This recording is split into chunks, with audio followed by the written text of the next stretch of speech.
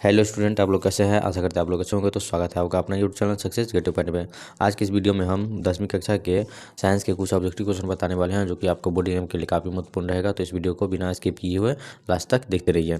Channel पर नहीं तो चैनल को सब्सक्राइब कर दे, बेल आइकन को भी दबा दे, ताकि इस टाइप की वीडियो जब भी अपलोड करें तो सबसे पहले आप तक पहुँचे। तो शुरू करते देखते हैं पहला क्वेश्चन। तो पहला नंबर क्वेश्चन में कहता है कि लेंस की क्षमता का ऐसा मात्रक होता है। तो लेंस की क्षमता का ऐसा मात्रक क्या होता है? इसका सही उत्तर हो जाएगा ऑप्शन ए, जो कि डायोप्टर होता है। अगला 2 नंबर क्वेश्चन में कहता है कि प्रकाश के किरणों के समूह को कहते हैं। तो प्रकाश के किरणें के समूह को क्या कहते हैं? तो इसका सही उत्तर हो जाएगा ऑप्शन बी, जो कि किरणपुंज कहते हैं। अगला 3 नंबर क्वेश्चन में कहता है कि किसी माध्यम में छोटे छोटे कणों के निलंबन को कहा जाता है। क्या कहा जाता है? इसका सही उत्तर हो जाएगा ऑप्शन ए, जो कि कोलाइड कहा जाता है।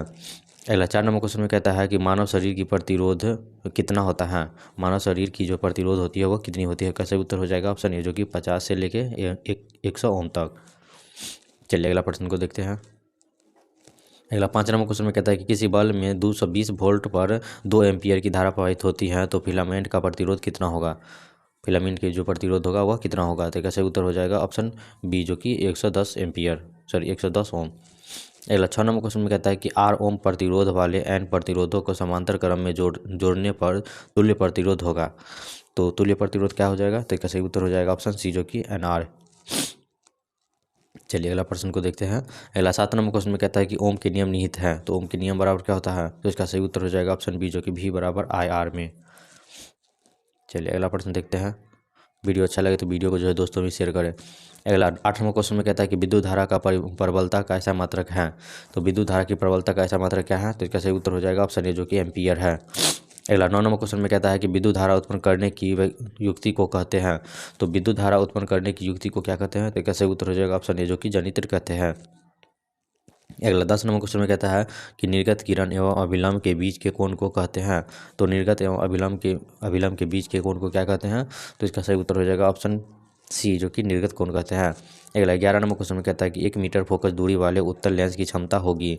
तो 1 मीटर फोकस दूरी वाले उत्तल लेंस की क्षमता क्या होगी? तो कैसे उत्तर हो जाएगा ऑप्शन बी, जो कि 1 डायोप्टर। अगला 12 नंबर क्वेश्चन में कहता है कि मानव नेत्र के दृष्टि की अस्थायित्व होता है। तो कितनी होता है? कैसे उत्तर हो जाएगा ऑप्शन ए, जो कि 1/10 सेकेंड।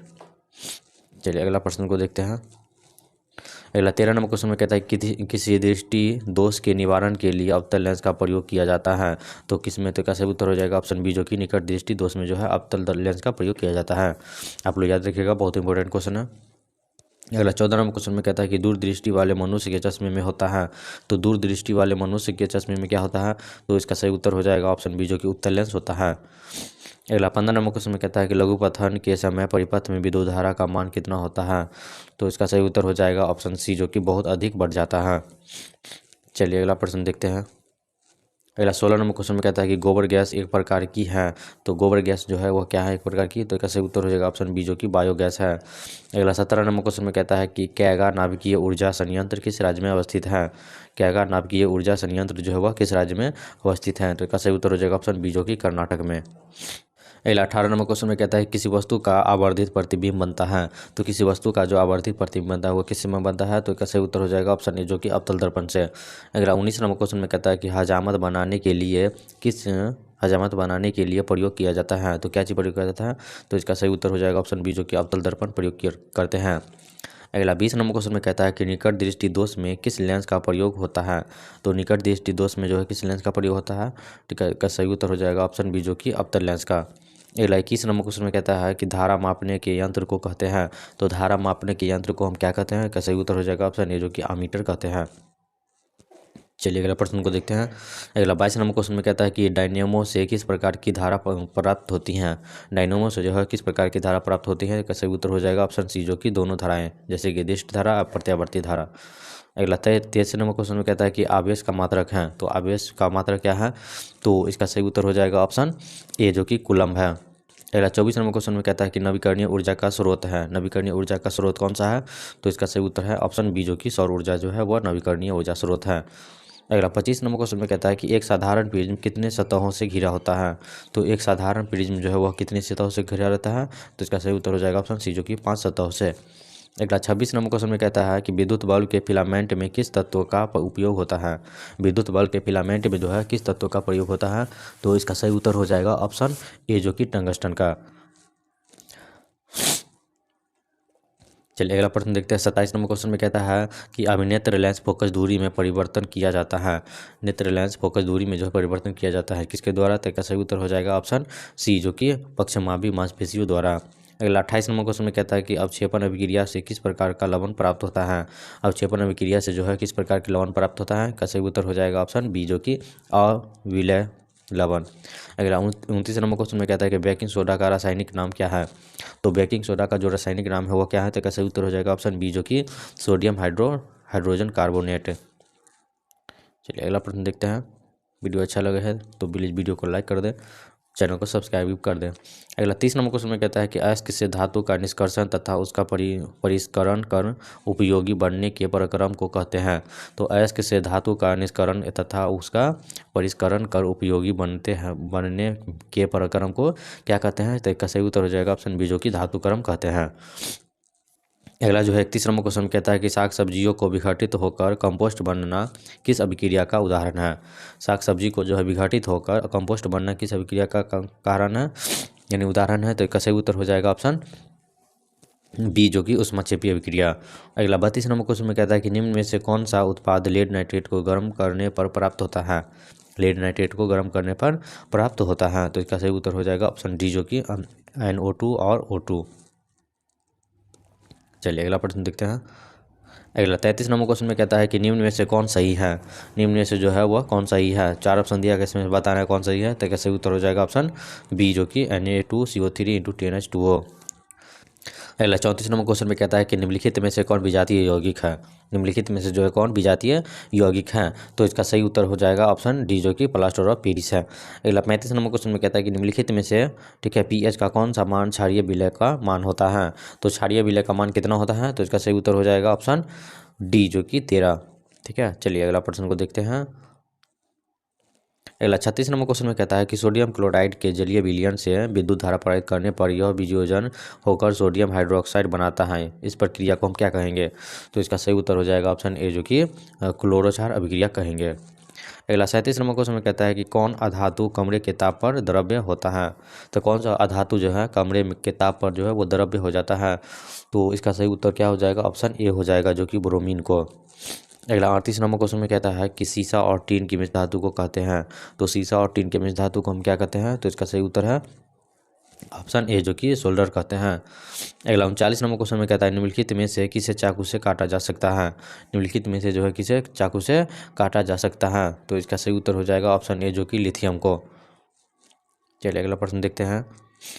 अगला 40 नंबर क्वेश्चन में कहता है कि इथिलीन में कार्बन कार्बन के बीच 2 आबंधन मौजूद हैं, जिनमें क्या होता है। तो इसका सही उत्तर हो जाएगा ऑप्शन ए, जो कि एक सिग्मा एक पाई आबंधन है। अगला 41 नंबर क्वेश्चन में कहता है कि इथेन में कितने सहसंयोजक आबंधन हैं। इथेन में जो है कितने सहसंयोजक आबंधन है। तो इसका सही उत्तर है ऑप्शन डी, जो कि 7 हैं। अगला 42 नंबर क्वेश्चन में कहता है कि CnH2n+2 किसका सामान्य सूत्र है। बहुत इंपॉर्टेंट है, तो इसका सही उत्तर है ऑप्शन सी, जो कि एल्केन का। चलिए अगला प्रश्न है 43 नंबर क्वेश्चन में कहता है कि नीला तोता, ठीक है, नीला तोता को तूतिया भी कहते हैं, इसका रासायनिक सूत्र क्या है। तो इसका सही उत्तर है ऑप्शन बी, जो कि CuSO4 × 5H2O। चलिए अगला प्रश्न देखते हैं। 44 नंबर क्वेश्चन में कहता है कि आवर्त सारणी के उद्गार स्तंभों को कहा जाता है। तो आवर्त सारणी के जो उद्गार स्तंभ जो है वो से हम क्या कहते हैं। तो इसका सही उत्तर है ऑप्शन ए, जो कि वर्ग कहते हैं। अगला 45 नंबर क्वेश्चन में कहता है कि आवर्त सारणी के प्रथम वर्ग के सदस्य हैं। तो आवर्त सारणी के जो प्रथम वर्ग है वह कौन सा सदस्य है, किसका। तो इसका सही उत्तर हो जाएगा ऑप्शन बी, जो कि क्षारीय धातु का। अगला 46 नंबर क्वेश्चन में कहता है कि सोडियम कार्बोनेट का अणुसूत्र है। तो सोडियम कार्बोनेट का जो अणुसूत्र है वह क्या है। तो इसका सही उत्तर है ऑप्शन ए, जो कि Na2CO3। अगला 47 नंबर क्वेश्चन में कहता है कि CHO क्रियाशील मूलक को कहते हैं। तो क्या कहते हैं, का सही उत्तर हो जाएगा ऑप्शन बी, जो कि एल्डिहाइड कहते हैं। अगला 48 नंबर क्वेश्चन में कहता है कि सबसे कठोरतम तत्व कौन है। सबसे कठोरतम तत्व जो है वह कौन है। तो इसका सही उत्तर है ऑप्शन बी, जो कि हीरा है। चलिए अगला प्रश्न देखते हैं, आप लोग रटते रहिए, ठीक है। अगला जो प्रश्न है 49 नंबर क्वेश्चन में कहता है कि अक्रिय तत्व कौन है। अक्रिय तत्व जो है वह इसमें से कौन है। तो क्या सही उत्तर हो जाएगा ऑप्शन बी, जो कि हीलियम जो है वह अक्रिय तत्व है। अगला 50 नंबर क्वेश्चन में कहता है कि आधुनिक आवर्त सारणी में तत्वों के वर्गीकरण का आधार है। तो वर्गीकरण का आधार क्या है? तो इसका सही उत्तर हो जाएगा ऑप्शन डी, जो कि परमाणु संख्या के अनुसार। अगला 51 नंबर क्वेश्चन में कहता है कि हीलियम कैसा तत्व है? हीलियम जो है वह कैसा तत्व है? तो इसका सही उत्तर है ऑप्शन ए, जो कि अक्रिय तत्व है। ठीक है, इसे पहले बता दिया 49 नंबर क्वेश्चन में। देखिए ऐसे ही उल्टा उल्टा क्वेश्चन पूछते हैं रहते हैं। ठीक है, तो आप लोग याद रखिएगा। अगला 52 नंबर क्वेश्चन में कहता है कि कौन सा अधातु विद्युत का सुचालक होता है? कौन सा अधातु जो है वह विद्युत का सुचालक होता है? तो इसका सही उत्तर हो जाएगा ऑप्शन बी, जो कि ग्रेफाइट। चलिए अगला प्रश्न हम देखते हैं। अगला 53 नंबर क्वेश्चन में कहता है कि आवर्त सारणी में कितने वर्ग हैं? बहुत ही इंपॉर्टेंट है, आवर्त सारणी में जो है कितने वर्ग हैं? तो इसका सही उत्तर हो जाएगा ऑप्शन डी, जो कि 18 वर्ग है। अगला 54 नंबर क्वेश्चन में कहता है कि उदासीन विलयन का पीएच मान क्या होगा? उदासीन विलयन का जो पीएच मान होगा वह क्या होगा? तो इसका सही उत्तर हो जाएगा ऑप्शन सी, जो कि 7 के बराबर हो जाएगा। ध्यान दीजिएगा। ठीक है, 7 के बराबर जो होता है वो उदासीन होता है, और 7 से कम होता है वह अम्लीय होता है, और 7 से अधिक जो होता है वह क्षारीय होता है। इसको याद रखिएगा। चलिए अगला 55 नंबर क्वेश्चन में कहता है कि भारत सरकार ने बांध संरक्षण योजना कब प्रारंभ किया? ठीक है, भारत सरकार ने बाघ संरक्षण योजना जो प्रारंभ किया वह कब किया? तो इसका सही उत्तर है ऑप्शन बी, जो कि 1970 ईस्वी में। चलिए अगला प्रश्न 56 नंबर क्वेश्चन में कहता है कि कोशिका का पावर हाउस कहा जाता है।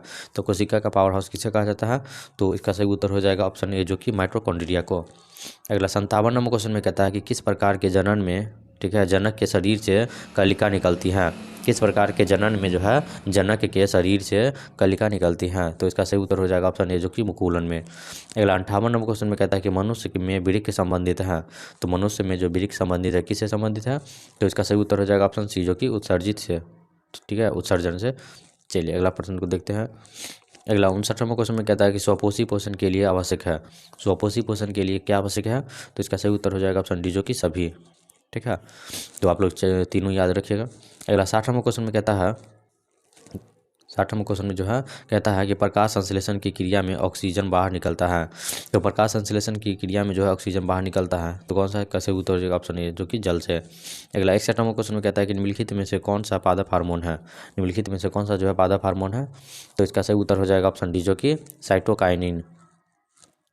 चलिए अगला प्रश्न देखते हैं। 62 नंबर क्वेश्चन में कहता है कि दो तंत्रिका कोशिका के मध्य खाली स्थान को कहते हैं। दो तंत्रिका कोशिका के मध्य जो खाली स्थान होते हैं उसे हम क्या कहते हैं? तो इसका सही उत्तर हो जाएगा ऑप्शन बी, जो कि सिनेप्टिक दरार कहते हैं। अगला 63 नंबर क्वेश्चन में कहता है कि फूलों में नर प्रजनन अंग होता है। तो फूलों में जो है नर प्रजनन अंग होता है, तो कहाँ होता है? कैसे उत्तर हो जाएगा ऑप्शन ए, जो कि पुंकेसर में। अगला 64 नंबर क्वेश्चन में कहता है द्विखंडन होता है। तो द्विखंडन किसके होता है? कैसे उत्तर हो जाएगा ऑप्शन ए, जो कि अमीबा को। अगला 65 नंबर क्वेश्चन में कहता है कि मनुष्य के आहारनाल में अवशेषी अंग है। तो मनुष्य के आहारनाल में कौन से अवशेषी अंग है? तो इसका सही उत्तर हो जाएगा ऑप्शन बी, जो कि अपेंडिक्स होता है। ठीक है, चलिए अगला प्रश्न को देखते हैं। 66 नंबर क्वेश्चन में कहता है निम्नलिखित में से किसे अपना, ठीक है, निम्नलिखित में से किसे आप उपभोक्ता की श्रेणी में रखेंगे? निम्नलिखित में से किसे आप उपभोक्ता की श्रेणी में रखेंगे? तो इसका सही उत्तर हो जाएगा ऑप्शन सी, जो कि जंगली जानवर को। अगला 67 नंबर क्वेश्चन में कहता है निम्न में से कौन एक जैविक प्रक्रम द्वारा अपघटित होने वाला पदार्थ है? तो इसका सही उत्तर है ऑप्शन ए, जो कि सूखे घास पत्ते। अगला 68 नंबर क्वेश्चन में कहता है मुकुलन द्वारा अलैंगिक जनन होता है। तो मुकुलन द्वारा जो अलैंगिक जनन होता है तो इसमें, तो इसका सही उत्तर हो जाएगा ऑप्शन ए, जो कि हाइड्रा में। चलिए अगला प्रश्न को देखते हैं। बहुत ही इंपॉर्टेंट क्वेश्चन है, आप लोग याद रखिएगा। अगला 69 नंबर क्वेश्चन में कहता है कि स्त्री केसर के आधारीय भाग को कहते हैं। तो स्त्री केसर के आधारीय भाग को हम क्या कहते हैं? तो इसका सही उत्तर हो जाएगा ऑप्शन बी, जो कि अंडाशय कहते हैं। अगला 70 नंबर क्वेश्चन में कहता है कि परागकोश में होते हैं। तो परागकोश में क्या होते हैं? तो इसका सही उत्तर हो जाएगा ऑप्शन डी, जो कि परागकण होते हैं। बहुत इंपॉर्टेंट है। चलिए अगला प्रश्न देखते हैं। अगला 71 नंबर क्वेश्चन में कहता है निम्नलिखित में से कौन एमिनो अम्ल के विखंडन से बनता है? तो निम्नलिखित में से कौन जो है एमिनो अम्ल के विखंडन से बनता है? तो इसका सही उत्तर हो जाएगा ऑप्शन डी, जो कि बी और सी दोनों, जैसे कि CO और NH3। अगला 72 नंबर क्वेश्चन में कहता है कि लिंग गुणसूत्र का पूर्ण जोड़ा पाया जाता है। तो लिंग का जो गुणसूत्र का पूर्ण जोड़ा पाया जाता है वो किसमें? तो इसका सही उत्तर हो जाएगा ऑप्शन बी, जो कि स्त्री में। चलिए अगला प्रश्न हम देखते हैं। अगला 73 नंबर क्वेश्चन में कहता है कि मानव शरीर के किस सामान्य कोशिका में गुणसूत्रों के कितने युग होते हैं? तो गुणसूत्र में कितने युग होते हैं? युग्म होते हैं? इसका सही उत्तर हो जाएगा ऑप्शन सी, जो कि 23 युग्म होते हैं। अगला 74 नंबर क्वेश्चन में कहता है कि वन परिस्थितियों तंत्र में हिरण होते हैं। तो वन परिस्थिति के तंत्र में जो हिरण होते हैं वो किसमें होते हैं? इसका सही उत्तर हो जाएगा ऑप्शन बी, जो कि प्राथमिक उपभोक्ता में। अगला 75 नंबर क्वेश्चन में कहता है कि पुष्प का कौन सा भाग फल बनता है? तो पुष्प का जो है कौन सा भाग फल बनता है? तो इसका सही उत्तर हो जाएगा ऑप्शन डी, जो कि अंडाशय। चलिए अगला प्रश्न देखते हैं। 76 नंबर क्वेश्चन में कहता है कि पादप में जाइलम उत्तरदायी है। पादप में जो है जाइलम उत्तरदायी हैं, तो किसमें का सही उत्तर हो जाएगा ऑप्शन ए, जो कि जल का वहन में। अगला 77 नंबर क्वेश्चन में कहता है निम्नलिखित में से कौन उत्पादक है? निम्नलिखित में से जो है कौन उत्पादक है? तो इसका सही उत्तर हो जाएगा ऑप्शन डी, जो कि घास जो है वह उत्पादक है। अगला 78 नंबर क्वेश्चन में कहता है निम्न में से कौन एक उभयलिंग जंतु है? निम्नलिखित में से कौन एक उभयलिंग जंतु है? तो इसका सही उत्तर हो जाएगा ऑप्शन ए, जो कि केंचुआ। अगला 79 नंबर क्वेश्चन में कहता है कि पुष्पी पौधे में लैंगिक जनन होता है। तो पुष्पी पौधे में लैंगिक जनन होता है किसके द्वारा? तो इसका सही उत्तर है ऑप्शन बी, जो कि फूलों द्वारा। अगला 80 नंबर क्वेश्चन में कहता है निम्न से कौन उत्सर्जी अंग है? तो इसका सही उत्तर है ऑप्शन ए, जो कि वृक्क में।